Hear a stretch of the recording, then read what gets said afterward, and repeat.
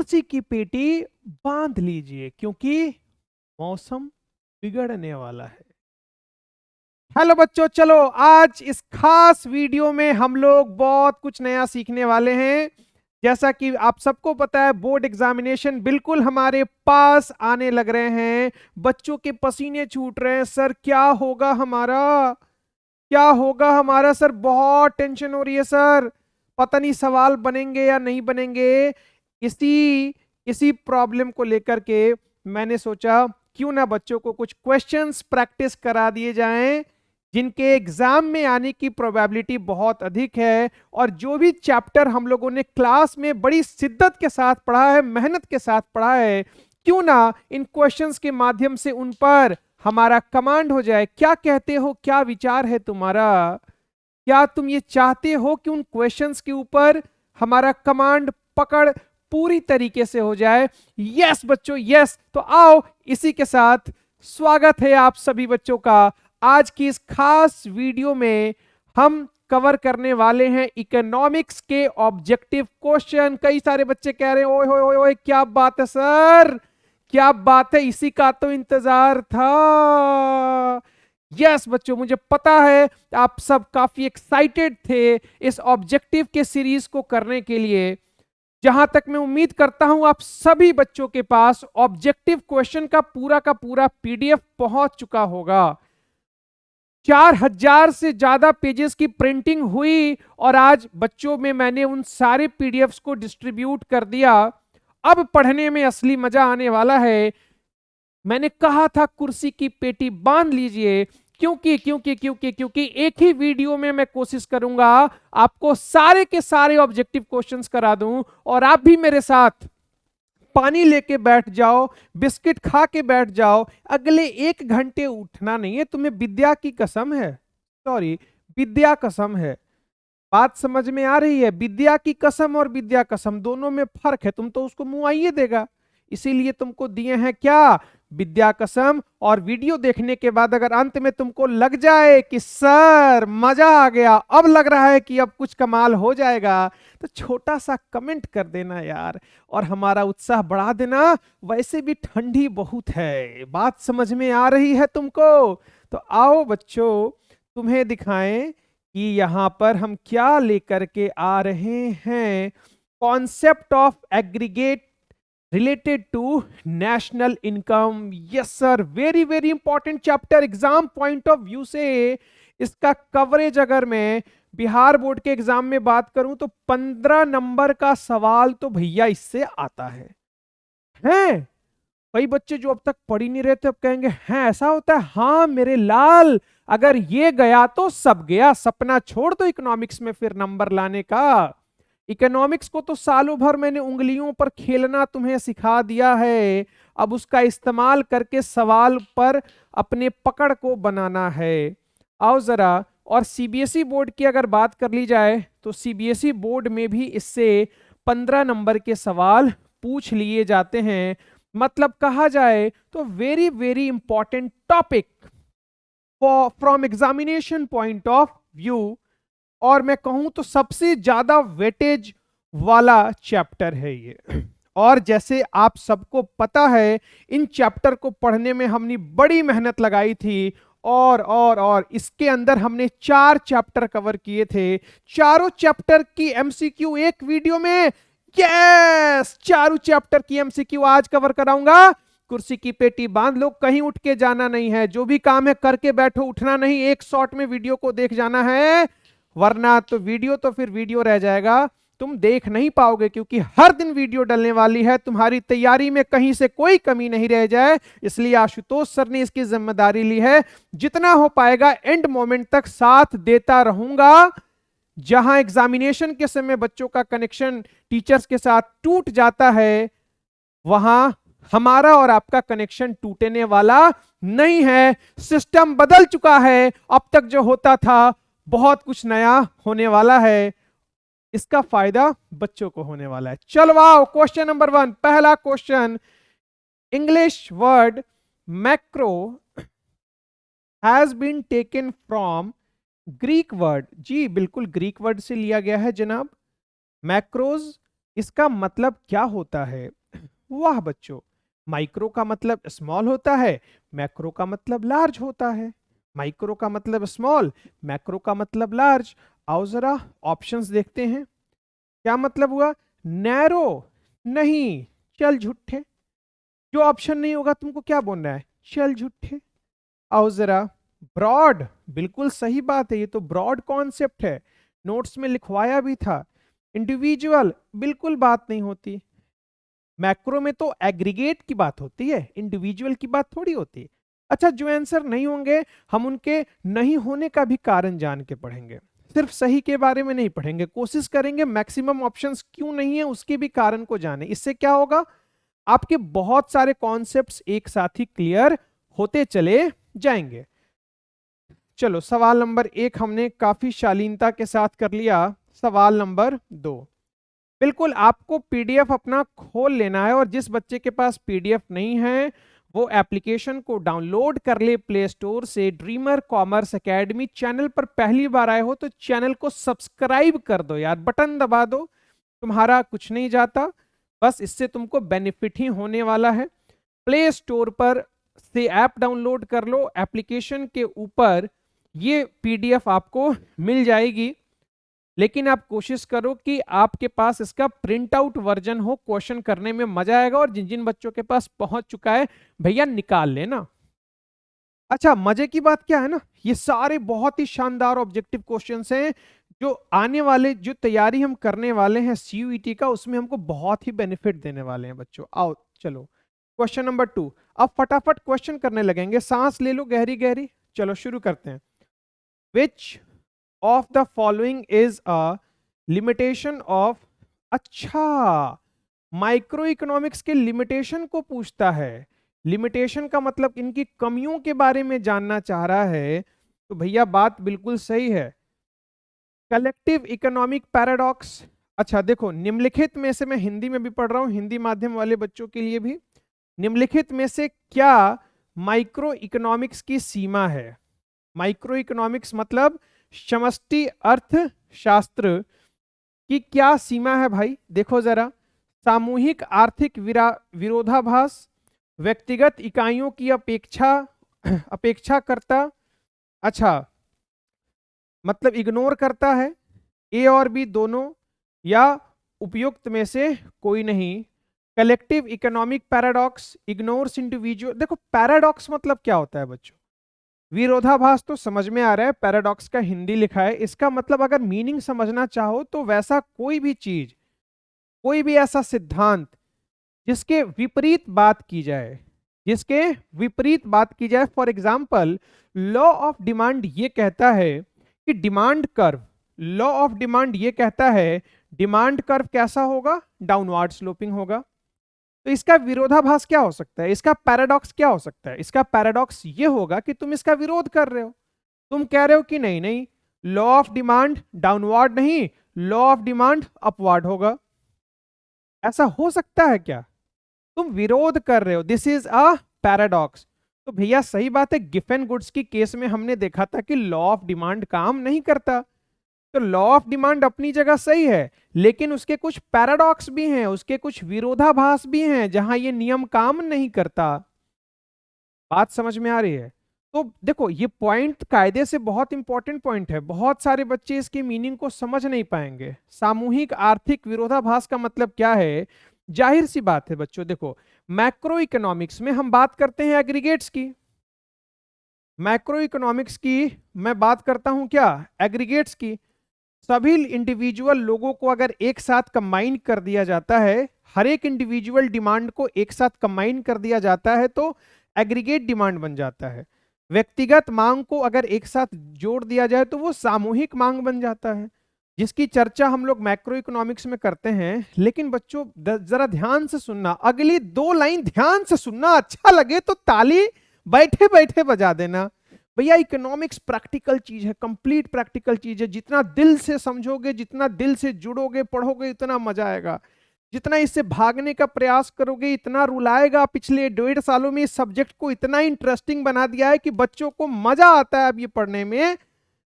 चंपारण के इतिहास में पहली बार हुआ कि बच्चे इकोनॉमिक्स में इतना इतना नंबर स्कोर कर रहे हैं, 96, 94, 91। हिस्ट्री उठा के देख लो, आज के पहले कभी था ही नहीं। इसके पहले आशुतोष सर के आने के बाद संभव हो पाया। तो बेटा इसका फायदा तुम्हें उठाना है। क्लासरूम के अंदर पूरी इंटरटेनमेंट के साथ हम पढ़ते हैं, कॉन्सेप्ट को सीखते हैं, यहां भी सीखेंगे। क्वेश्चंस में कोई क्वेश्चन मुश्किल नहीं होता, बजाते आपका इंटरेस्ट उसमें होना चाहिए, कनेक्शन टीचर के साथ होना चाहिए। जितनी इंटरेस्ट के साथ, एक्टिवनेस के साथ जुड़ोगे, बातें समझ में आएंगे। ध्यान से सुनना, मैं अगली दो बात क्या कहने वाला हूं। मैं ये कह रहा हूं कि कोई चीज अगर मेरे लिए अच्छी है, इंडिविजुअल के लिए अगर अच्छी है, तो जरूरी नहीं कि एग्रीगेट के लिए वो चीज अच्छी हो। जैसे फॉर एग्जाम्पल मैं ये कहूं, अच्छा एक बात बताओ, एक इंसान के लिए बचत, सेविंग अच्छी बात है, बुरी बात है? इंडिविजुअल इंसान के हिसाब से सेविंग अच्छी बात है। मैं पैसा बचाऊं, मेरे पापा मम्मी बहुत खुश होंगे। तुम पैसा बचाओ, तुम्हारे पापा मम्मी बहुत खुश होंगे। हम 10 लोग पैसा बचाएं, हम सबके पापा मम्मी बहुत खुश होंगे। हम मोतिहारी के 150 लोग पैसा बचाएं, 150 माँ बाप बहुत खुश होंगे। लेकिन भैया पूरे चंपारण के लोग पैसा बचाने लगे, तो भैया दुकानें तो बंद हो जाएंगी। अबे सामान कौन खरीदेगा? ये एग रोल कौन खाएगा? मोमोज कौन खाएगा? इतने सारे सारे रेस्टोरेंट खुल रहे हैं, इनमें खर्चा कौन करेगा? तो बेटा इंडिविजुअल के हिसाब से जो चीजें सही हैं, जरूरी नहीं कि एग्रीगेट के हिसाब से वो चीज सही हो। बात को समझना जरा। क्या मेरी बात से सहमत हो तो वीडियो को लाइक कर देना, मैं समझ जाऊंगा तुम मेरी बात से सहमत हो। ठोक दो लाइक जरा एक बार बढ़िया से। तो इंडिविजुअल के हिसाब से सेविंग सही है, लेकिन टोटल के हिसाब से देखें तो फिर गड़बड़ हो जाएगा, सारा बिजनेस बैठ जाएगा। मैं कहता हूं बैंक से पैसा निकालना, बैंक से पैसा निकालना सही है इंडिविजुअल के हिसाब से, लेकिन बैंक से सारे लोग एक ही बार में पैसा निकाल लें, फिर तो हो गया बैंक कंगाल, बैंक बर्बाद हो जाएंगे, नहीं हो जाएंगे? तो मैं वही कह रहा हूं, इंडिविजुअल के हिसाब से जो बातें सही होती हैं, जरूरी नहीं एग्रीगेट के हिसाब से भी सही हो जाए। तो पैराडॉक्स का मतलब समझा रहा था। बहुत बच्चे पहली बार ये शब्द देखे होंगे, इसलिए थोड़ा सा डिटेल में बता दिया, वरना कायदे से अगर देखो तो बस नॉर्मल तरीके से अगर सीधा समझे तो बेटा इसका आंसर सी हो जाएगा। दोनों होते हैं इसका आंसर, लेकिन थोड़ा सोचा अपने हो यार, थोड़ा समझा देता हूं। चलो, तो इसका आंसर ये भी लिमिटेशन है और ये भी लिमिटेशन है, मतलब both A and B, C is the correct answer. तो पैराडॉक्स का मतलब ये होता है विरोध में खड़े होना। आओ जरा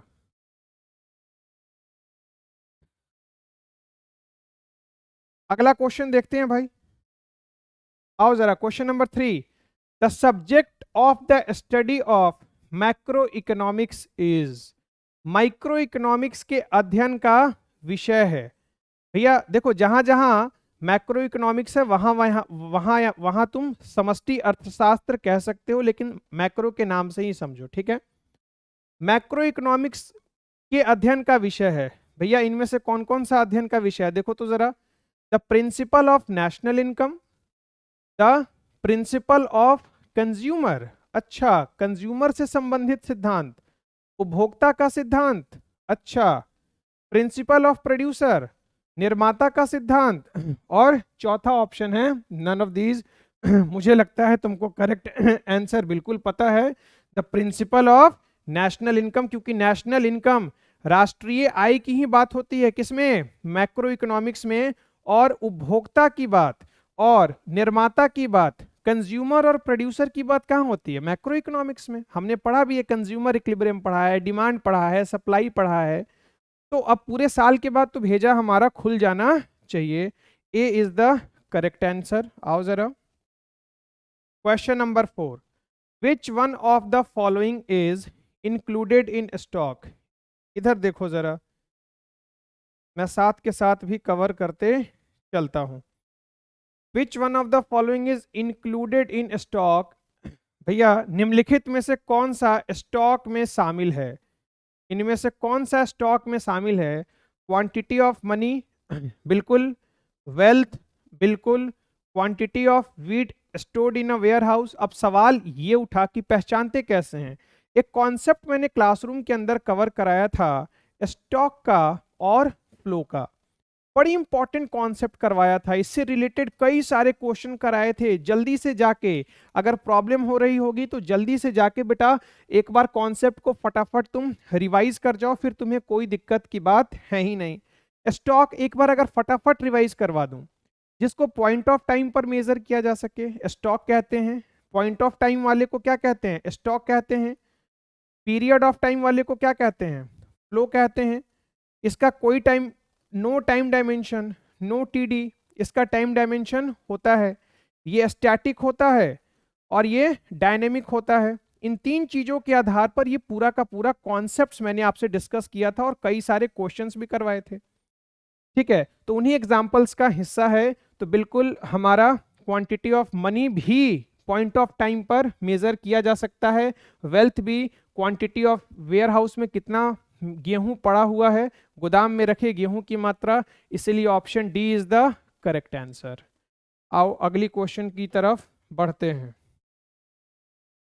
देखो, जनरल प्राइस लेवल इज, भैया जनरल, इस क्वेश्चन को मैं वीवीआई मार्क कर रहा हूं जरा। 99% बच्चे इस क्वेश्चन में गलती करते हैं, 99% बोल रहा हूं, 99% बच्चे। है बहुत सिंपल क्वेश्चन लेकिन फिर भी गड़बड़ हो जाती है।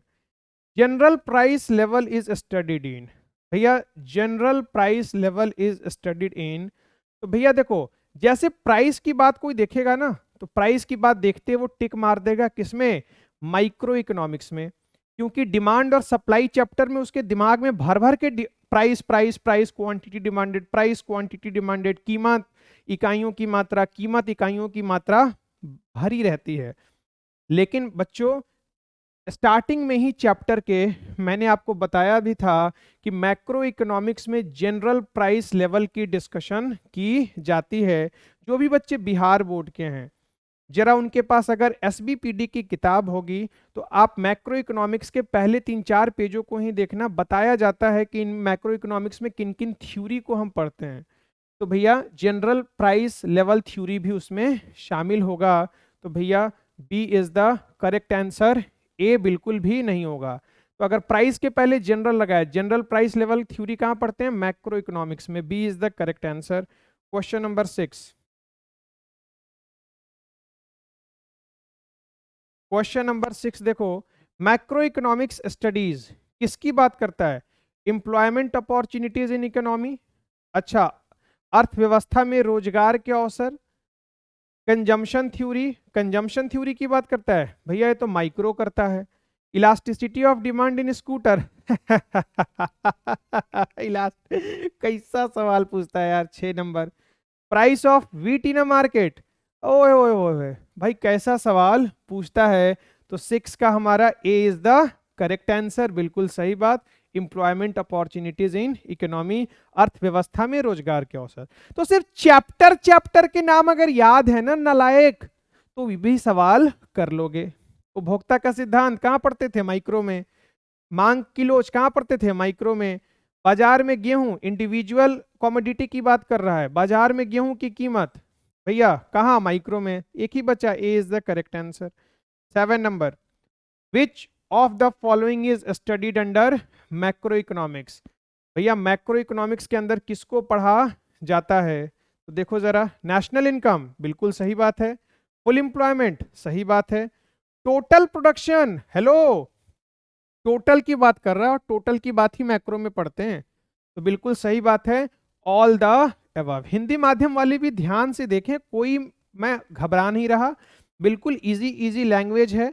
इनमें से किस मैक्रो इकोनॉमिक्स में किसको किसको पढ़ा जाता है, वही कह रहा है। माइक्रो इकोनॉमिक्स के तहत निम्नलिखित में से किसका अध्ययन किया जाता है, तो भैया सबका अध्ययन किया जाता है, उसी को हिंदी में। इधर देखो, दोनों ही लैंग्वेज में बड़ी मेहनत के साथ, काफी मेहनत के साथ भैया ये चीजें डिस्कस की जा रही हैं कि दोनों ही भाषा के बच्चों को समस्या नहीं हो, चाहे आपका माध्यम कोई सा भी हो। अगर आशुतोष सर से दिल से जुड़ गए हो, उसका बेनिफिट आपको 100% होने वाला है।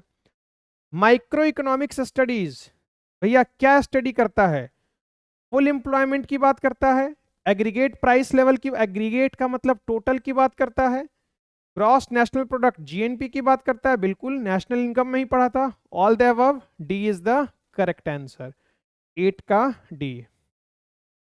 9, which one of the following is included in flow. अच्छा, इनमें से कौन सा प्रवाह है, प्रवाह में शामिल होगा, निम्नलिखित में से कौन सा प्रवाह में शामिल होगा।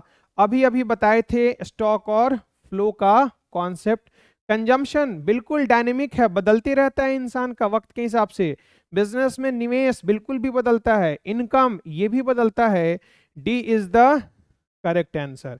जो ना बदले स्टॉक, जो बदले वो फ्लो। इसीलिए बच्चों इनमें जितनी सारी चीजें हैं वो सब की सब क्या हैं, बदलने वाली हैं, इसीलिए 9 का डी। चलो आओ अगले क्वेश्चन की तरफ। Question number 10, which of the following is stock. इनमें से कौन सा स्टॉक है। अच्छा, वेल्थ की बात किया, से अभी अभी पीछे भी देखा था, एक्सपोर्ट, प्रॉफिट बदलता है, सेविंग भी बदलता है, वेल्थ, हमारे पास कितना धन है ये हम बता सकते हैं, इसीलिए 10 का ए इज द करेक्ट आंसर। तो चीजें बहुत सिंपल हैं बच्चों, बस आप एक बार चीजों को ध्यान से समझो और बेस्ट ऑप्शंस हमेशा आपको चूज करने होते हैं। विच of the following is characteristics. इनमें से कौन सा कैरेक्टरिस्टिक्स है किसका, मैक्रो इकोनॉमिक्स का। देखो जरा हिंदी में क्या बोला, हिंदी में भाई क्या बोला, देखो जरा, निम्नलिखित में से क्या माइक्रो इकोनॉमिक्स की विशेषता है। तो भैया माइक्रो इकोनॉमिक्स की क्या विशेषता है, देखो जरा। माइक्रो इकोनॉमिक्स में पढ़ाया जाता है नेशनल इनकम के बारे में, हाँ या ना, हाँ सर, मुस्कुराओ। फुल एम्प्लॉयमेंट के बारे में पढ़ाए हैं, एग्रीगेट डिमांड, एग्रीगेट सप्लाई, पूरा का पूरा यूट्यूब पर डाले हुए हैं वीडियो, बिल्कुल इसी में पढ़ाया जाता है, हाँ सर। जनरल प्राइस लेवल, अरे बाप रे सर, अभी ना बताए हैं जनरल प्राइस लेवल के बारे में, मैक्रो महीने पढ़ते हैं, हाँ सर। सर चुप हो जाइए आप, हमनी के लागत था कि ए आंसर हुई। चला तिका आगे आगे हूं देख लती का, घबरा ना, कभी भी आपको सारे के सारे ऑप्शंस ध्यान से पढ़ने हैं, उसके बाद ही आंसर देना है। तो ए तो सही लग रहा है। Macroeconomics studies the policies related to entire economy. भैया देखो जरा क्या लिखा हिंदी में, मैक्रो इकोनॉमिक्स पूरी अर्थव्यवस्था से संबंधित नीतियों का अध्ययन करता है। भैया पूरी, खीर पूरी, नालायक कहीं का, टोटल की बात कर रहा है, मन में तुम्हारे बहुत लड्डू फूटता है। पूरी टोटल की बात करें, मैक्रो की बात। मैक्रो इकोनॉमिक्स चर, मैक्रो इकोनॉमिक्स की महत्वपूर्ण विशेष वस्तु है, कुछ एरर है जरा देखो, इंग्लिश में पढ़ते हैं। Macroeconomics variables are the important subject matter of macroeconomics, बिल्कुल सही बात है, बिल्कुल इंपॉर्टेंट है। तो ऑप्शन डी, सब तो सही है भैया, तो option D is the correct answer, all the above. आओ जरा question number 12, which subject is included in subject of macro economics. अरे भैया क्या बोलता है, मैक्रो इकोनॉमिक्स के विषय में कौन सा विषय शामिल है। अच्छा ये सवाल पूछता है। इनकम एंड एम्प्लॉयमेंट थ्योरी, बिल्कुल सही बात है। General price level, inflation theory, बिल्कुल सही बात है। थ्योरी ऑफ सब, all the above, D is the correct answer. तो भैया एक बार चीजों को सीख लेते हैं, सवाल पटापट बनने शुरू हो जाते हैं। Question number 13, which one is the utility of macro economics. चलो स्टार मार्क कर लो इसको भी जरा। मैक्रो इकोनॉमिक्स की उपयोगिता क्या है। तो formation of government economic policies, बिल्कुल सही बात है, ये इसकी विशेषता है। दूसरा इकोनॉमिक ग्रोथ, इकोनॉमिक ग्रोथ। तीसरा इंटरनेशनल कंपैरिजन, अंतरराष्ट्रीय तुलना। और चौथा ऑल द अबव। तो जल्दी से जरा बता दो, मैक्रो इकोनॉमिक्स में तो भैया इन सभी चीजों को कंसीडर करते हैं ना। इकोनॉमिक ग्रोथ भी, सरकार की आर्थिक नीति का गठन, बिल्कुल सही बात है। अंतरराष्ट्रीय तुलना, आर्थिक विकास, तो उपयुक्त सभी, D is the correct answer, D is the correct answer. Employment theory is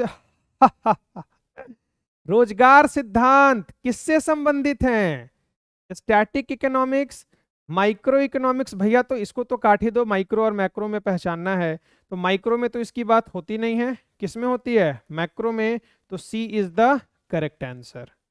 तो देख रहे हो सवाल, एक बार ढंग से कॉन्सेप्ट सीख लिया फिर तो तुम्हारे बल्ले बल्ले हैं भाई, एक नंबर भी नहीं कटना है। हमारा टारगेट है 50 में 50 ऑब्जेक्टिव सही कर लेने का, और सीबीएसई बोर्ड वालों तुम्हारा सारा कॉन्सेप्ट रिवाइज हो जाए, एमसीक्यू के दौरान सारी चीजें तुमको दिमाग में आने लगे, इसलिए सारे क्वेश्चंस करने हैं। Increase in stock of capital is known as, ओहो, पूंजी के स्टॉक में वृद्धि को किस रूप में जाना जाता है? भैया ऑप्शन देख के जरा करेक्ट आंसर फटाफट बता दो। कैपिटल फॉर्मेशन तो मुझे लगता है capital formation is the correct answer. Question number 16, पूंजी निर्माण, हिंदी में पूंजी निर्माण। Question number 16, macro economics studies, आहा, मैक्रो इकोनॉमिक्स अध्ययन करता है इंडिविजुअल का, व्यक्तिगत का, चल झुट्टे। भैया इंडिविजुअल का डिस्कशन कौन करता है? माइक्रो करता है, मैक्रो नहीं। एग्रीगेट का, टोटल का, भैया एक्साइटमेंट में यही आंसर मत दे देना, आगे भी जरा ध्यान से देखना है। यहां भी बच्चों स्टार मार्क कर रहा हूं, यहां भी बच्चे गलती कर सकते हैं।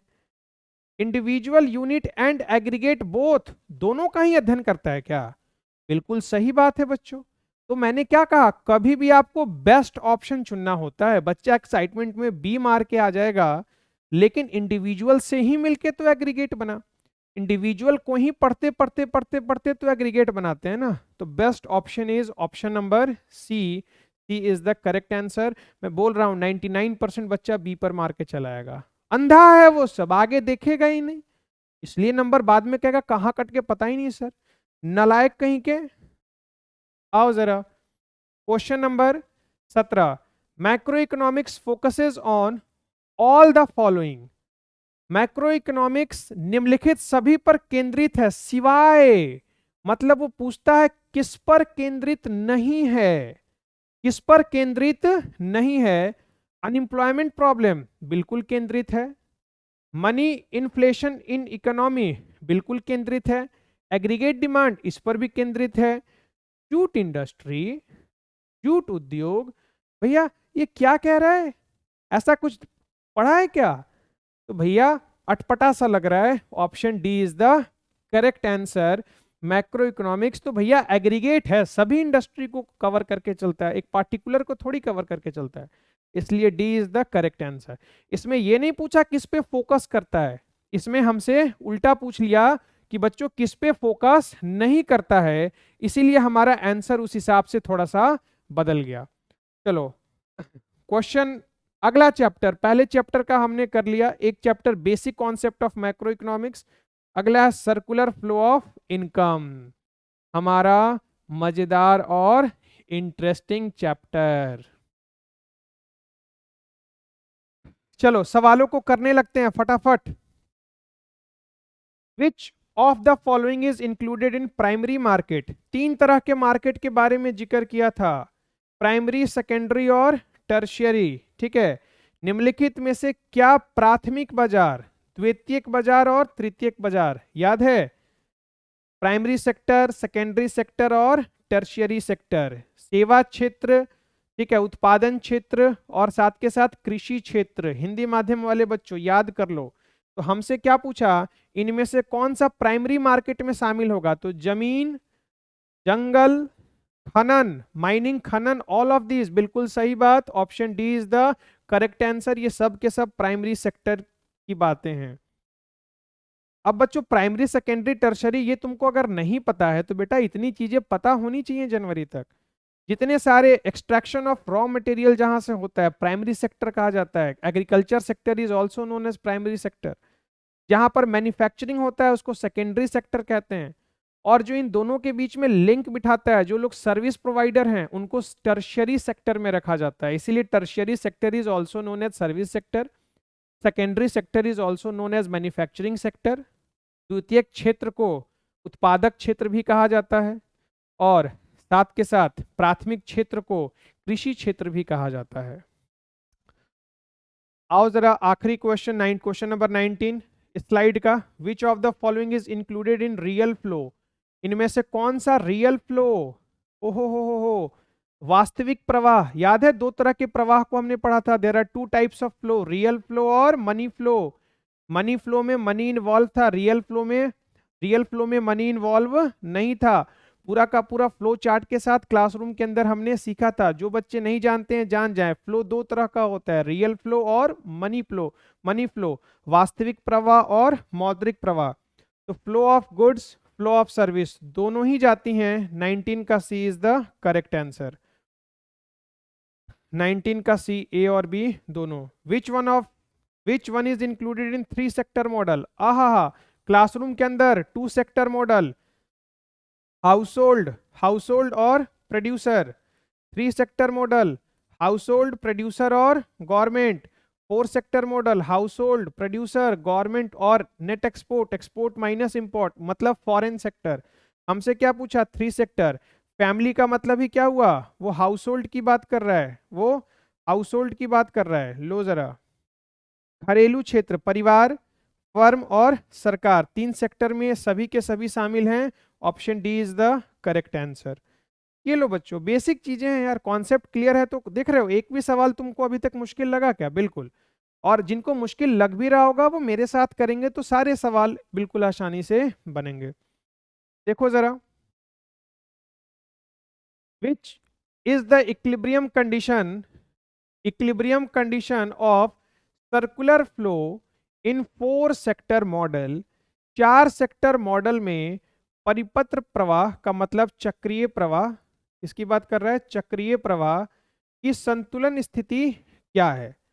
अब भैया देखो, 4 सेक्टर मॉडल में जाहिर सी बात है, जैसे ही 4 सेक्टर मॉडल में फॉरेन सेक्टर घुसा तो फॉरेन सेक्टर में क्या शुरू हो जाता है? ट्रेड, व्यापार शुरू हो जाता है। व्यापार का मतलब एक्सपोर्ट और इंपोर्ट से संबंधित है। तो यहां पर option C is the correct answer. कुछ सवाल मुश्किल लगते हैं तो सवालों में शब्द किए गए, सेंटेंस में यूज किए गए शब्दों के आधार पर आंसर तक पहुंचते हैं। बात समझ में आ रही है? 4 सेक्टर मॉडल की बात किया है, इसीलिए मैंने ट्रेड, व्यापार पर सही आंसर लगा दिया। Question number 22, which service is included in tertiary sector? Pronunciation पर जरूर ध्यान देना, बहुत लोग इसको गलत पढ़ लेते हैं, टर्टियरी पढ़ लेते हैं। This is not tertiary, this is tertiary. तृतीय क्षेत्र में कौन सी सेवा शामिल है? सर्विस सेक्टर की बात कर रहा है भैया। माइनिंग तो प्राइमरी सेक्टर में है, खनन तो प्राइमरी सेक्टर में आता है, निर्माण, कंस्ट्रक्शन ये तो मैन्युफैक्चरिंग सेकेंडरी में चला गया, संचार, कम्युनिकेशन बिल्कुल सही बात है, सर्विस सेक्टर। हम सब फोन यूज कर रहे हैं, भैया हम सेवा ले रहे हैं क्या? बिल्कुल ले रहे हैं। जियो, एयरटेल, आइडिया ये सब हमको क्या दे रही है? सेवा दे रही है। कम्युनिकेशन जो है वो सर्विस सेक्टर का है। पशुपालन ये भी नहीं, ये भी प्राइमरी सेक्टर का हिस्सा है। चलो देखो जरा, question number 23, which of the following included in secondary sector? इनमें से सेकेंडरी सेक्टर, द्वितीय क्षेत्र में कौन सा शामिल है? निम्नलिखित में से कौन सा द्वितीयक, माध्यमिक क्षेत्र का मतलब द्वितीयक क्षेत्र भी इसको कहते हैं, में शामिल है भैया? इंश्योरेंस, भैया इंश्योरेंस कंपनी क्या देती है? सेवा देती है। बैंकिंग सेवा देती है। ट्रेड, व्यापार, भैया ये तो खरीद बिक्री होता है। लेकिन द्वितीयक में तो मैन्युफैक्चरिंग होता है ना, उत्पादन होता है। सेकेंडरी सेक्टर का दूसरा नाम क्या है? मैन्युफैक्चरिंग सेक्टर, निर्माण क्षेत्र। इसीलिए option D is the correct answer.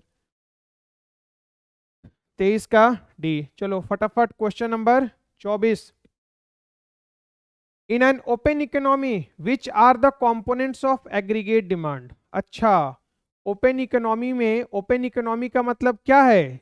एक होता है क्लोज्ड इकोनॉमी, सवाल में भी पूछता है, एक होता है ओपन इकोनॉमी। फॉरेन सेक्टर शामिल नहीं है, क्लोज्ड फॉरेन सेक्टर शामिल है। मतलब एक्सपोर्ट और इंपोर्ट अगर हो रहा है तो क्या है? ओपन इकोनॉमी की बात हो रही है। खुली अर्थव्यवस्था, एक खुली अर्थव्यवस्था में सकल मांग की घटक। बच्चों अगर तुमको याद हो तो मैं अभी क्लासरूम के अंदर समग्र मांग का फॉर्मूला तुमको लिखवाया था, AD is equal to C plus I plus G plus X minus M. तो कभी भी मैंने कहा था कि आपके सिलेबस में 2 सेक्टर मॉडल है, लेकिन एग्जाम में अगर इस तरह की चीज पूछेगी तो भैया हम बेस्ट ऑप्शन को चूज करेंगे। तो जरा आप ऑप्शंस को देखो, क्या इनमें से चारों दिया हुआ है? तो बिल्कुल ओपन इकोनॉमी की बात कर रहा है, मतलब 4 सेक्टर मॉडल में वो पूछ रहा है। तो सी plus I plus G plus net export, ये एक्स माइनस एम क्या है, तो नेट एक्सपोर्ट को ही एक्स माइनस एम कहा जाता है, where X export is denoted by X और import is denoted by M. मुझे पता है सारे सवाल तुम ऐसे ही उड़ा दोगे। क्वेश्चन नंबर 25 देखो जरा, question number 25, which sector is included in an economy. भैया कौन से सेक्टर इंक्लूडेड है, प्राइमरी सेकेंडरी टर्शियरी, सारे सेक्टर इंक्लूडेड हैं यार। अर्थव्यवस्था में कौन सा क्षेत्र शामिल है, तो भैया सभी क्षेत्र शामिल हैं, प्राथमिक माध्यमिक और तृतीयक, सभी क्षेत्र शामिल हैं। मैं दावे के साथ कह रहा हूं कि अगर तुमको इन सारी चीजों पर कमांड हो गया फिर तुम्हारा नंबर नहीं कटने वाला मेरे भाई, नहीं कटने वाला, ट्रस्ट मी। बहुत easy questions. Question number 26, for a 4 sector open economy, 4 क्षेत्र की खुली अर्थव्यवस्था के लिए संतुलन की शर्त है। ओए भाई साहब, for a 4 sector open economy the condition of equilibrium is. अब कुछ क्वेश्चन मैं कहता हूं कि एग्जाम में 90% क्वेश्चन आपसे बनने वाले होंगे, 10% क्वेश्चन आउट ऑफ रेंज देता ही है, जहां अपने खोपड़े का इस्तेमाल करके आंसर देना होता है। तो यहां भी आपको बच्चों वही काम अब करना है।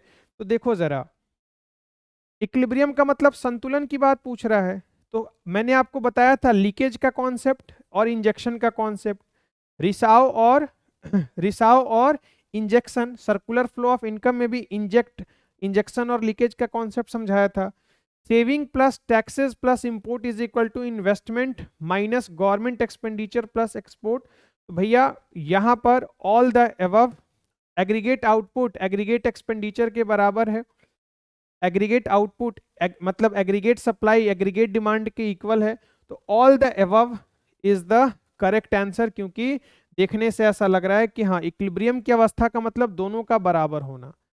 ठीक है बच्चों, विच of the following is not a flow, इनमें से कौन सा फ्लो नहीं है। ये पीडीएफ बच्चों मैं अपने एप्लीकेशन के ऊपर शेयर कर दूंगा, आप वहां से डाउनलोड कर लें।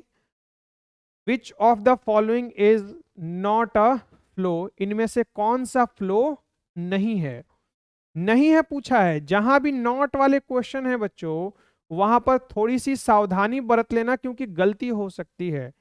फ्लो कौन सा नहीं है, तो बच्चों बताना है। डेप्रिसिएशन समय के हिसाब से चेंज होते रहता है, तो ये तो फ्लो है। इनकम बदलते रहता है, फ्लो है। निवेश भी बदलते रहता है, फ्लो है। तो बच्चों हमारा कौन सा बच गया, कैपिटल बच गया। तो ए इज द करेक्ट आंसर। मैंने आपको अप्रोच सिखाया भी था कि अगर सही नहीं पता तो गलत को छांट दो, अपने आप सही बच जाएगा। तो आपको ये तो पता है कि फ्लो जो प्रवाह जो होता है वो परिवर्तनशील होता है, डायनेमिक होता है। तो डायनेमिक होता है तो लो भाई, तो यहां पर हिंदी में क्या हो गया, राजधानी नहीं होगा भाई, ये पूंजी है। कैपिटल का मतलब ये क्या है, ठीक कर लो, पूंजी है, मिसप्रिंट है, पूंजी। चलो आओ बच्चों अगले क्वेश्चन की तरफ बढ़ते हैं जरा। Question number 28, which one of the following is included, इनमें से सर्कुलर फ्लो में कौन सा शामिल है। रियल फ्लो, मनी फ्लो, बिल्कुल सर्कुलर फ्लो में दोनों शामिल है। T is the correct answer. निम्नलिखित में से कौन सा चक्रीय प्रवाह, परिपत्र का मतलब चक्रीय प्रवाह में शामिल है, तो वास्तविक प्रवाह भी शामिल होता है और मौद्रिक प्रवाह भी शामिल होता है, दोनों ही हिस्से हैं, इसलिए सी इज द करेक्ट आंसर। चलो 29 number, which one of the following is included in flow, इनमें से कौन सा शामिल है, किसमें, फ्लो में, प्रवाह में शामिल होने की बात कर रहा है। निम्नलिखित में से कौन सा किसमें शामिल है, प्रवाह में शामिल है। अगर आप चाहते हो कि ये पीडीएफ आप तक पहुंच जाए तो आप हमसे कांटेक्ट कर सकते हो, एप्लीकेशन को डाउनलोड कर लो, चैनल को सब्सक्राइब कर लो, क्योंकि देख रहे हो इतनी इंपॉर्टेंट डिस्कशन हम लोग डिटेल में करने लग रहे हैं, जहां से आपके एग्जाम में नंबर अच्छे आ जाएं, बस यही चाहत है हमारी। इनमें से कौन सा फ्लो नहीं है, फ्लो में कौन सा शामिल है पूछा है। तो भाई कंजम्पशन बदलता है, इनकम भी बदलता है, इन्वेस्टमेंट भी बदलता है, तो all the above, D is the correct answer, उपरोक्त सभी। Question number 30, which service are provided by families to a firm. ओ हो, क्या बोला, परिवार द्वारा एक फर्म को, हेलो, हाउसहोल्ड द्वारा, परिवार का मतलब क्या हुआ, हाउसहोल्ड द्वारा फर्म को क्या दी जाती है, तो भैया फैक्टर सर्विस दी जाती है, साधन सेवाएं दी जाती हैं। और साधन सेवाओं में कौन कौन सी चीज शामिल है, याद है, साधन सेवाओं और साधन भुगतान के बक्से बनवाया था। तो वही सवाल पूछा, which service are provided by families to a firm, families to a firm, families का मतलब हुआ किसकी बात कर रहा है, वो हाउस होल्ड की बात कर रहा है मेरे लाल, किसकी बात कर रहा है, हाउस होल्ड की बात कर रहा है। तो भैया land, labour, capital and entrepreneurship, बिल्कुल सही बात है, ऑल द अबव, उपयुक्त सभी is the correct answer. Question number 31, which one is included in 4 sector model, 4 sector model में कौन सा शामिल होगा यार, सवाल देख लो जरा, मजा एंजॉय करो, खुश हो जाओ, तुमसे बन रहा है तो अपने आप को शाबाशी दो, यस, मतलब तुम कमाल और धमाल मचाने वाले हो। जिस चैप्टर में तुम परेशानी लेकर के बैठे हो, कैसे होगा देखो जरा, कैसे तुम उड़ा रहे हो सवालों को। मोहब्बत करो अपने आप से, जानते हो तुम, जानकारी तुम्हारी अच्छी है। Family, household, firm, government, foreign sector, option C is the correct answer. परिवार, फर्म, सरकार, विदेशी क्षेत्र, बिल्कुल। प्रायोरिटी नहीं बच्चों, इसको ठीक कर लो, this is primary, this is primary, ये क्या है, प्राइमरी। प्राइमरी सेक्टर इंक्लूड्स, प्राथमिक क्षेत्र शामिल करता है, कृषि को शामिल करता है, बिल्कुल सही बात है। रिटेल ट्रेडिंग, फुटकर व्यापार, बिल्कुल सही बात है भैया, रिटेल ट्रेडिंग भी प्राइमरी सेक्टर का हिस्सा है। स्मॉल इंडस्ट्रीज, हाँ भैया ये भी शामिल हो सकता है, क्योंकि स्मॉल इंडस्ट्रीज क्या सेल एंड परचेज ही करती हैं ज्यादातर। तो मेरे हिसाब से इसका option number D, all the above is a correct answer. कुछ बल, अच्छा आप सोचो ना, रिटेल ट्रेडिंग किसका होगा भैया, प्राइमरी में तो एग्रीकल्चर आ गया, मैन्युफैक्चरिंग हो गया, सर्विस हो गया, ये तो ट्रेडिंग की बात कर दिया। तो ट्रेडिंग का मतलब सेल एंड परचेज होता है, मैन्युफैक्चरिंग नहीं होता। और सेल और मैन्युफैक्चरिंग एंड सेल और परचेज में फर्क हो जाता है। तो सोच के देखो, ये भी तो प्राइमरी में ही जाएगा। तो एग्जाम में कई बार आप ब्लैंक हो जाओगे, अपने खोपड़े का इस्तेमाल करके सही आंसर तक पहुंच जाओगे। बिल्कुल आओ जरा देखो, प्राथमिक वाले क्षेत्र में शामिल हैं कृषि, खुदरा व्यापार, लघु उद्योग और उपयुक्त सभी, तो बिल्कुल उपयुक्त सभी इज द करेक्ट आंसर। और इसी के साथ सर्कुलर फ्लो ऑफ इनकम के भी सारे एक्सपेक्टेड क्वेश्चंस हम लोगों ने निपटा दिए हैं। आओ चैप्टर नंबर 3 की शुरुआत करते हैं। मैंने कहा था कुर्सी की सीट बेल्ट बांध लीजिए, क्योंकि मौसम सुधरने वाला है, तुम्हारी किस्मत सुधरने वाली है, और तुम्हारी वो बिना पढ़े नहीं मिलेगी, नालायक कहीं का। Which one of, which one is included in national income, इनमें से कौन सा राष्ट्रीय आय में शामिल है, राष्ट्रीय आय में कौन सा शामिल है, अच्छा, rent wage interest, rent wage salary, rent profit interest, rent wage salary interest और प्रॉफिट। मुझे लगता है इसका आंसर मैं क्या दूंगा, अभी अभी जिक्र हो रही थी किस पर, फैक्टर सर्विस और फैक्टर पेमेंट्स पर। तो पीछे फैक्टर सर्विस के थे, अब फैक्टर पेमेंट आ गया, फैक्टर पेमेंट तो शामिल होते ही है ना भाई नेशनल इनकम में, तो बिल्कुल सही बात है, option D is the correct answer. और वेज और सैलरी में क्या फर्क होता है ये मैंने आपको क्लासरूम के अंदर बताया है। अगर नहीं पता तो कमेंट बॉक्स में जरा लिख के बता दो, सर हमें नहीं पता, कोशिश करूंगा एक बार और आपको बता दूं। आओ जरा question number 34, the market value of, अच्छा तोड़ तोड़ के पढ़ो, the market value of all final goods and service, sir सुना सुना सा लग रहा है, produced in an economy during a period of 1 year is called gross domestic product, GDP.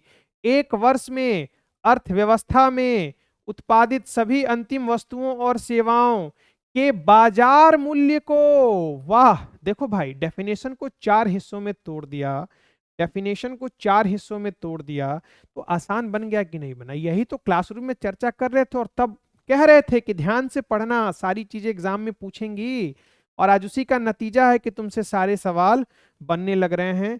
34 का सी इज द करेक्ट आंसर।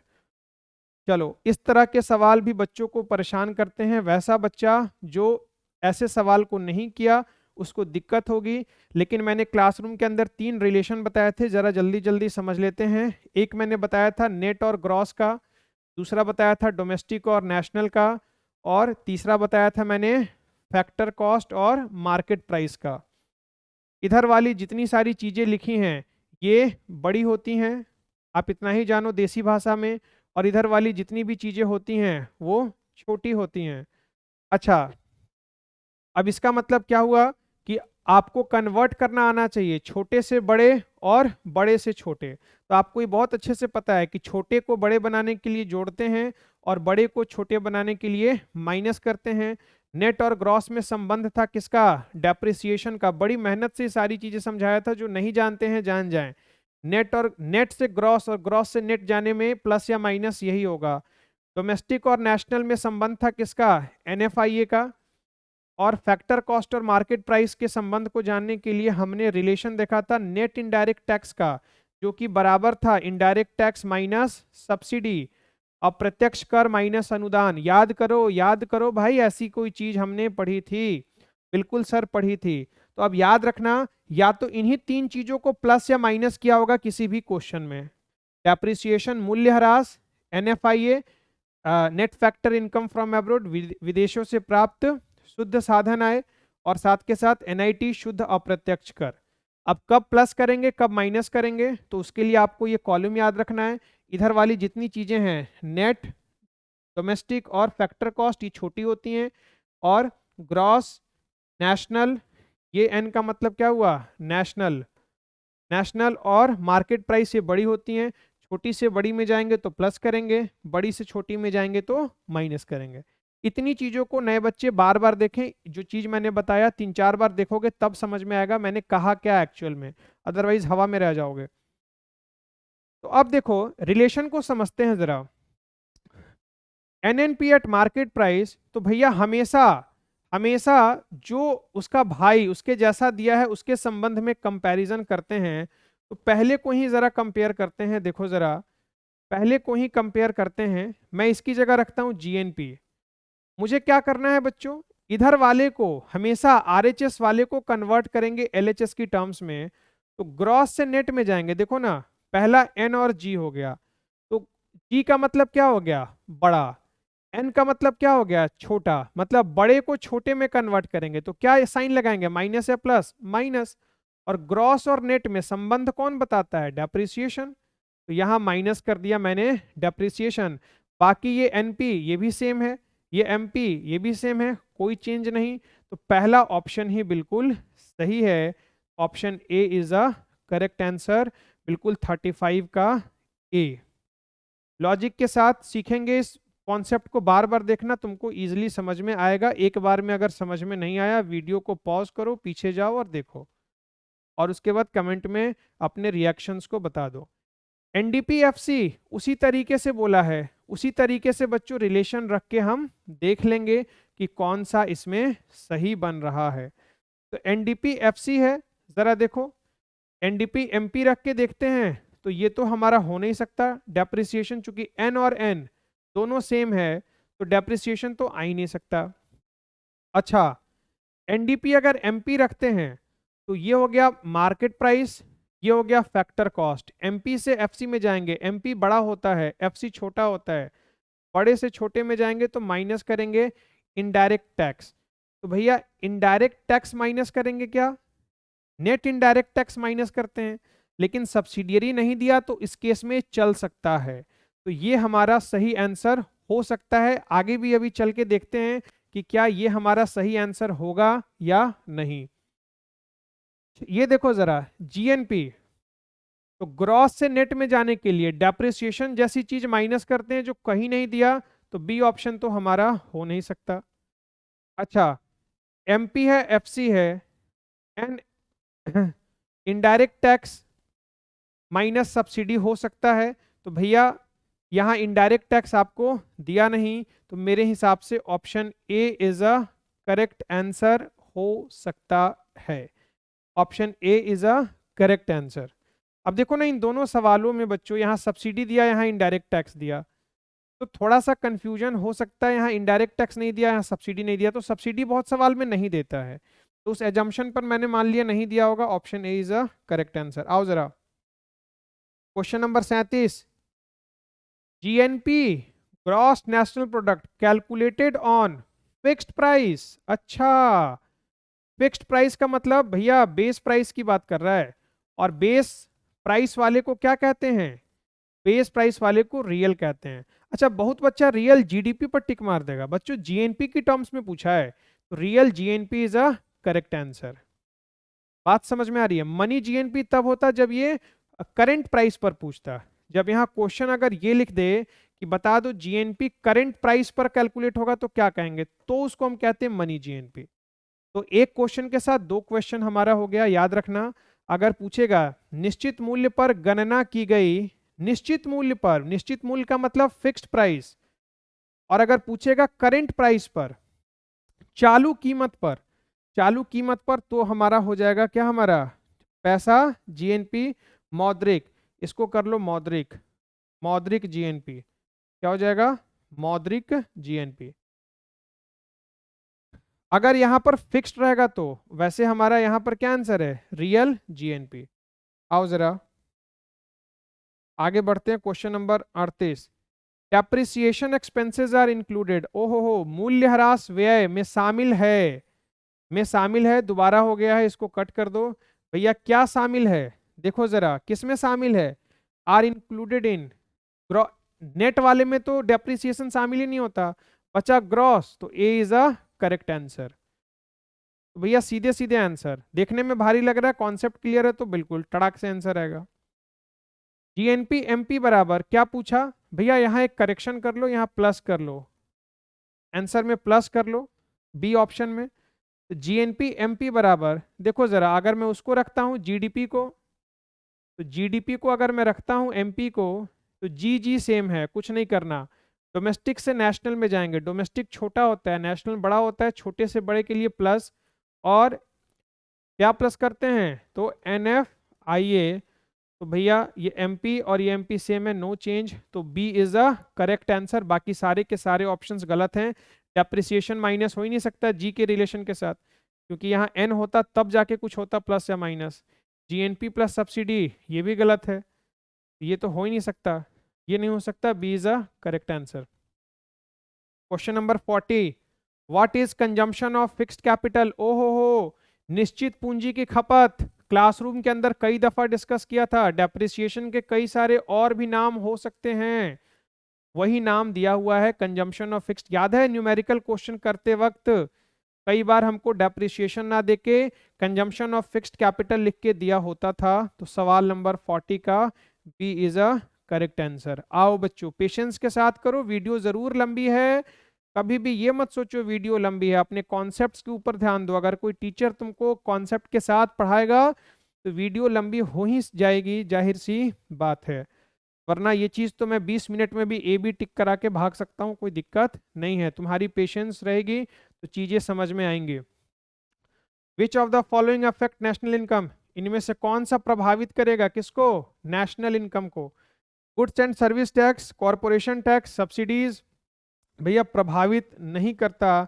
ना इनमें से कोई ऐसा नहीं है जो नेशनल इनकम को प्रभावित करे।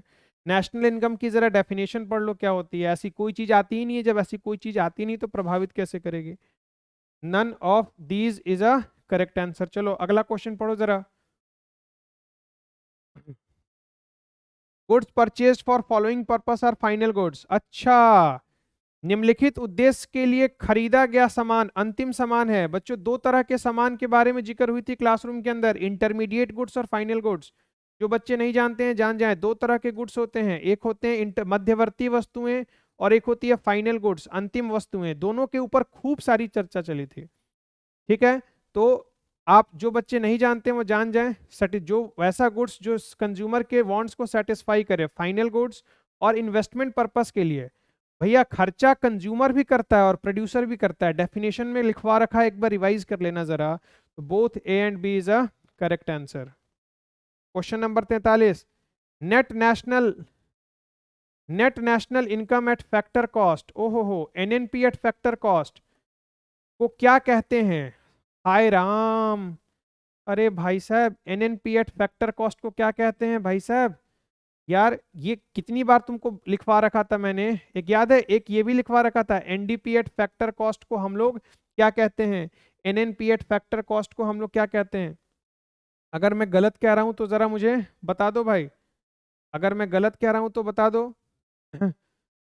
याद करो जरा, दिमाग पे प्रेशर दो, मैं क्या कहने की कोशिश कर रहा हूं। तो एनडीपी एट फैक्टर कॉस्ट को क्या कहते थे, डोमेस्टिक इनकम, और नेशनल इनकम का मतलब एनएनपी एट फैक्टर कॉस्ट। तो याद रखो, अगर सवाल में पूछता net domestic product at factor cost, इस नेशनल की जगह डोमेस्टिक लगा दे, इस नेशनल की जगह डोमेस्टिक लगा दे तो आंसर सी होगा। लेकिन एनएनपी पूछा तो एनएनपी को नेशनल इनकम भी कहा जाता है। जो बच्चे नहीं जानते हैं लिख लें, NNPFC is equal to national income और NDPFC is equal to domestic income. देखो जरा question number 44, which of the following is correct. भैया यूट्यूब पर एक वीडियो पड़ी है, प्राइवेट इनकम पर्सनल इनकम, मैं अपने क्लासरूम के ग्रुप लिंक में भी शेयर कर दिया हूँ, उस वीडियो को जरूर देख लो। बिहार बोर्ड के बच्चों के लिए न्यूमेरिकल प्रॉब्लम इससे ज़्यादा ज़रूरी नहीं है, लेकिन सीबीएसई के बच्चों को न्यूमेरिकल प्रॉब्लम पूछता है। तो बिहार बोर्ड के बच्चे सिर्फ फॉर्मूला याद कर लें। डिस्पोजेबल इनकम का मतलब वो पैसा जो आपके पास खर्च करने के लिए मौजूद है। तो वो पैसा कैसे निकलता है, तो व्यक्तिगत आय में से अगर टैक्स का पैसा, सरकार के पैसे को माइनस कर दें तो भैया हमारा डिस्पोजेबल इनकम निकल जाता है। डिटेल में क्लासरूम के अंदर चर्चा हुई है। क्वेश्चन नंबर 45, बस कुछ ही क्वेश्चन बचे हैं, देखो जरा। If a country net factor income from abroad, net factor income from abroad को शॉर्ट में कहते हैं एनएफआईए, इज नेगेटिव, बोलता है अगर एनएफआईए नेगेटिव है, हमारा माइनस में है, तो इनमें से कौन सी कंडीशन सही है। इस तरह का क्वेश्चन मैंने आपको क्लासरूम में हुए टेस्ट में भी दिया था, क्लासरूम के अंदर असाइनमेंट में भी दिया था। आप अच्छे से भैया उसको रिवाइज कर लेना, प्रॉपर मैथमेटिकल डेरिवेशन के साथ मैंने समझाया था, फिर भी एक बार यहाँ समझा देता हूँ। देखो बच्चों, ये आपको पता है, ये आपको पता है कि यहाँ हमको रिलेशन दो चीजों में दिया है, जीडीपी और जीएनपी। इसमें किस में दिया है, जीडीपी और जीएनपी, और इन्हीं दो के हिसाब से हमको ग्रेटर देन लेस देन हमसे पूछ रहा है। तो एक बात बताओ बच्चों, जीएनपी कैसे निकलता है, GNP is equal to, GNP is equal to जब आप जीडीपी में क्या प्लस करोगे, एनएफआईए प्लस कर दोगे, एनएफआईए प्लस कर दोगे। अब बोलता है एनएफआईए नेगेटिव है, तो अगर इस जीडीपी की वैल्यू में से अगर एनएफआईए माइनस कर लोगे तो यहाँ जो वैल्यू आएगी वो वैल्यू क्या होगी, छोटी होगी। वो वैल्यू छोटी होगी या नहीं होगी, जीएनपी छोटी हो जाएगी ना। जीएनपी छोटी हो जाने का मतलब क्या हुआ, ग्रॉस डोमेस्टिक प्रोडक्ट जो है वो बड़ी हो जाएगी। तो बिल्कुल B option is a correct answer. चलो question number 46, the market price of, the market price of, market price बोला किस चीज का, फाइनल गुड्स एंड सर्विस। देखो जरा हिंदी में, एक वर्ष में किसी देश के घरेलू क्षेत्र, घरेलू क्षेत्र, घरेलू क्षेत्र पर ध्यान देना जरा, उत्पादित सभी अंतिम वस्तुओं और सेवाओं का बाजार मूल्य क्या कहलाता है भाई, क्या कहलाता है, जीडीपी एट मार्केट प्राइस। इसमें क्या है, the market price of all final goods and service produced in the domestic territory of a country is known as GDP at market price. बच्चों इज अ करेक्ट आंसर, इसमें तो कोई tension ही नहीं है। Question number 47, थोड़ा सा correct कर लो, typing error हो गया है। विच वन इज ट्रू, इधर वाला हिस्सा काट लो, ये हिस्सा कट कर लो, यहां से सही है, दोबारा रीटाइप हो गया है जरा। चलो इनमें से कौन सा सही है, तो भैया देख लो, रिलेशन को समझना है। जी जी सेम है, डेप्रिसिएशन हो नहीं सकता। जी एन ग्रॉस से नेट में, जी बड़ा होता है एन छोटा होता है, बड़े से छोटे में माइनस होगा, इक्वेशन गलत। जी से एन में माइनस, बिल्कुल सही इक्वेशन। और एन से जी छोटे, ये भी गलत। Option C is a correct answer, option C is a correct answer. आओ जरा, मेजरमेंट ऑफ नेशनल इनकम, ओहो चैप्टर नंबर 4 तक पहुंच गए, 3 के चैप्टर तो भैया एमसीक्यू करा दिया। एक ही वीडियो में चारों चैप्टर के एमसीक्यू आपको करवा रहा हूं, टेंशन लेने की बात नहीं है। करने के बाद इन्हीं क्वेश्चंस को बार बार रिवाइज करना है, दिए गए नोट्स को पढ़ना है, दुनिया की कोई ताकत तुम्हारे नंबर को कटवा नहीं सकती। देखो जरा पहले खत्म करते हैं, फिर आगे की बातचीत करेंगे। To include value of goods और service value of goods and service more than one time, अगर किसी चीज की वैल्यू एक बार से ज्यादा ले लेते हो। राष्ट्रीय आय की गणना करते समय, राष्ट्रीय आय की गणना करते समय वस्तुओं या सेवाओं के मूल्य को एक से अधिक बार, अगर तुमने एक से अधिक बार शामिल कर लिया है तो वो कौन सा प्रॉब्लम था? प्रॉब्लम ऑफ डबल काउंटिंग, बिल्कुल सही बात। दोहरी गिनती की, दोहरी गणना की समस्या याद है, वही बात कह रहा है। तो क्या कहेंगे? एकल गिनती। भाई क्या बात कर रहे हो, एक बार से ज्यादा बार गिन लिए तो दो बार तो ऐसे ही हो गया ना, तो दोहरी गिनती हो गई। What is GNP deflation? ओहो हो, जीडीपी डिफ्लेटर वाला कॉन्सेप्ट याद कर लो, जीएनपी डिफ्लेटर। और ट्रिक बताया था कि ऊपर फॉर्मूला में क्या होता है? Nominal GNP. तो भैया option A is a correct answer, क्योंकि ऊपर ही नॉमिनल जीएनपी है। अब ये तो भाई आपको याद ही करना होगा, इसमें कोई लॉजिक आपका काम कर ही नहीं सकता, और ये एग्जाम सवाल पूछता है आपके एग्जाम में, इसीलिए याद कर लें। तो डिफ्लेटर के केस में नॉमिनल जो है वो ऊपर रहता है, रियल जो है वो नीचे रहता है। आओ जरा question number 50। Which one, profit का कौन सा कंपोनेंट है? प्रॉफिट के कौन से कंपोनेंट हैं? Dividend, corporate profit tax, undistributed, all the above. अगर आपको याद हो तो मैंने प्रॉफिट के तीन हिस्से बताए थे, कॉर्पोरेट टैक्स, डिविडेंड और रिटेन्ड अर्निंग्स, वही तो ये बात कर रहा है। अनडिस्ट्रीब्यूटेड प्रॉफिट को ही क्या कहते हैं? Retained earnings. क्या कहते हैं? Retained earnings. अच्छा, कौन सा लाभ का एक घटक है? तो लाभ के कई हिस्से बताए थे, जरा याद कर लो, जब इनकम मेथड से क्वेश्चन को करवा रहा था तब। लाभांश, कॉर्पोरेट लाभ कर और वितरित लाभ, बिल्कुल सही बात। उपयुक्त सभी, D is a correct answer, option D is a correct answer. मिटा देता हूं बच्चे, कंफ्यूज मत होना, D is a correct answer. आओ जरा क्वेश्चन नंबर 51। विच, इनमें से कौन सा नेशनल इनकम में शामिल होगा? ट्रांसफर अर्निंग्स, ओ भाई साहब, हस्तांतरण, बिल्कुल नहीं। शेयर्स, शेयर से प्राप्त है, शामिल होता है क्या? नहीं, बिल्कुल भी नहीं। ब्लैक मनी शामिल होता है? बिल्कुल नहीं, कोई भी नहीं। तो नन ऑफ द अबव भी हमारा आंसर होता है। तो 51 का D is a correct answer, कोई शामिल नहीं है। 52।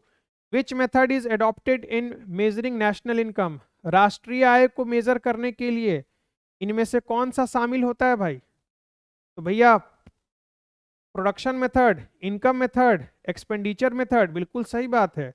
इसी को क्या कहते हैं? Value added method. इसी को क्या कहते हैं? ऑल्टरनेट नेम याद करवाया था। तो भैया सारे के सारे ऑल द एबव। राष्ट्रीय आय को मापने की कौन सी विधि? भैया कितनी विधि अपनाई जाती है? तीन विधि, तीनों का नाम लिखा है, इसीलिए उपयुक्त सभी। Question number 53। Which one is included in calculation of national income? राष्ट्रीय आय की गणना में कौन सा शामिल होगा भाई? नेशनल इनकम की में कैलकुलेट करते वक्त, नेशनल इनकम कैलकुलेट करते वक्त कौन सी चीज शामिल होगी? देखो जरा, new final goods and service, सही बात है। Earned income of Indian companies and abroad, विदेशों में भारतीय कंपनियों से अर्जित आय, बिल्कुल ये भी शामिल होता है। देश में विदेशी पर्यटकों द्वारा किया गया खर्च, हाँ शामिल होता है भाई, फॉरेनर्स आए हमारे यहाँ खर्च किए हैं। ऑल ऑफ द अबव, बिल्कुल सही बात, ऑल ऑफ द अबव, सभी शामिल किए जाते हैं। ओ भाई साहब, लास्ट क्वेश्चन, इसके बाद क्वेश्चन हमारा मैं उम्मीद करता हूं खत्म हो जाता है, बिल्कुल सही बात है। Last question for this entire chapter. बल्ले बल्ले डांस करना शुरू करना थोड़ी देर के बाद, फिलहाल आखिरी क्वेश्चन का मजा ले लो। Which of the following is not included in calculation of gross national product? GNP की कैलकुलेशन में कौन सा शामिल नहीं किया जाएगा? मतलब पूछता है क्या कि नेशनल इनकम की कैलकुलेशन में कौन सा शामिल नहीं किया जाएगा? Purchase and sale of old commodity, old का मतलब क्या हुआ? Second hand. भैया जरा एक बात बताओ, second second hand sale purchase को नेशनल इनकम में शामिल करते हैं क्या? प्रिकॉशंस जब लिखवा रहा था value added method, income method के, कि क्या क्या आपको सावधानियां बरतनी है, वहां इस चीज का जिक्र मैंने किया था कि sale and purchase of second hand goods को शामिल नहीं करते हैं। मध्यवर्ती वस्तु को शामिल किया जाता है? मध्यवर्ती वस्तु को भी शामिल नहीं किया जाता। तो ए एंड बी दोनों, option C is a correct answer. इन दोनों को ही राष्ट्रीय आय की कैलकुलेशन में शामिल नहीं किया जाता। और भाई साहब टॉपर्स पिछली बार के, यही कारण है, मेहनत मेहनत मेहनत, बातों से कम काम से ज्यादा।